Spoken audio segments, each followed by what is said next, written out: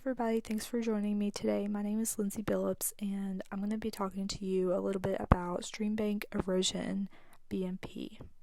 And before we get started, I really wanted to incorporate this picture in the first slide to kind of give us a visual of what this looks like. It kind of helps whenever we're talking about the treatment options and the preventions of what this entails and what this looks like, because I feel like we've all kind of seen this in person but maybe haven't heard it be called Streambank erosion.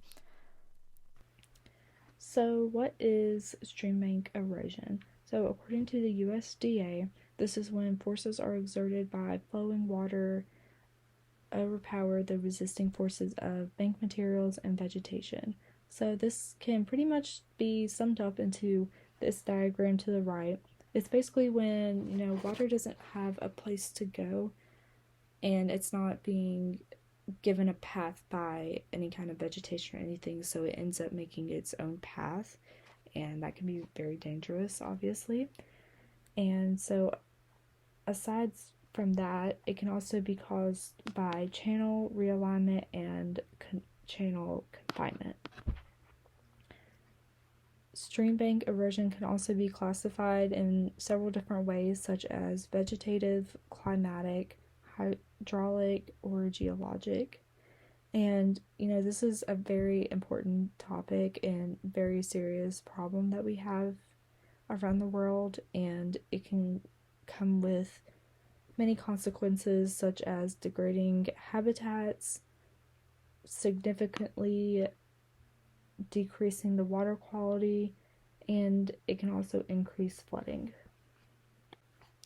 One treatment option to help with streambank erosion is using live fascines, and this is basically when we take bundles of branches, brush, and other streamside materials and place it beside the banks. They'll end up growing out perpendicularly over time, and just like I've mentioned before, this just kind of gives that water a direction to go in.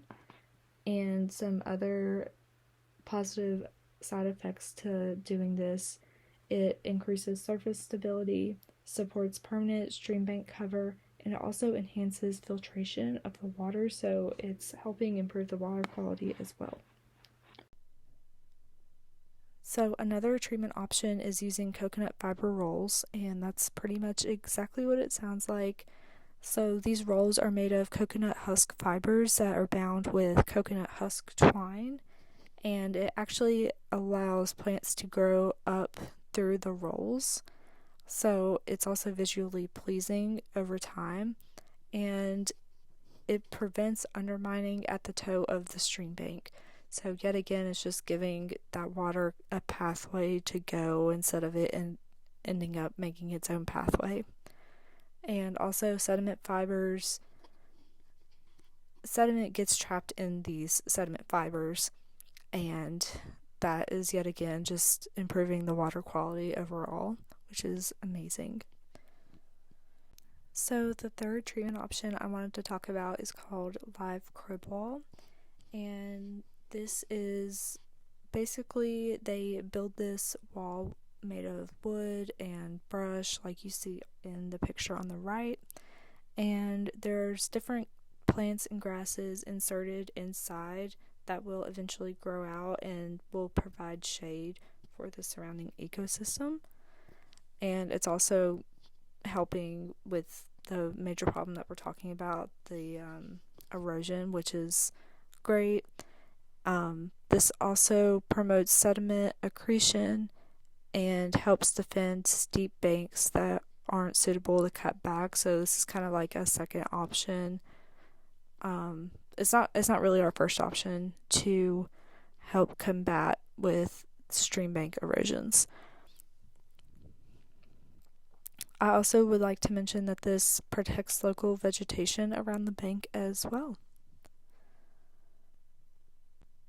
So overall, the best treatment option for stream bank erosion is prevention. This is something that if we took more seriously, we probably wouldn't have to end up with those treatment options and ending up having to use them.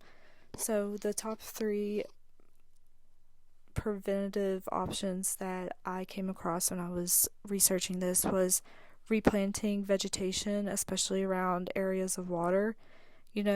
The kind of main gist of all of these treatment options that we talked about was basically just giving this water a place to go and some direction instead of it having to find direction of its own, because that's really when we see this serious erosion occur and serious flooding happen. So replanting vegetation is a really crucial step in this. Another thing is building terraces. So this is a type of landscaping that will kind of stop the flow of water from going so fast, and that'll just kind of prevent from that erosion happening. It's usually on the really steep hill, and it just kind of gives that water a place to stop and give it a rest instead of going all the way down a hill and taking all that soil and sediment with it. And the final preventative option is redirecting runoff. We see this through different types of drainage systems and dams. When water's going haywire, we've had a major rain and it's flooding really bad. And also whenever we're trying to, make a new river or a new creek, we really need to redirect that runoff and be really intentional about where we are making that water go. And these are my citations that I used. So thank you guys for listening, and I really hope that you have learned more about Streambank erosion.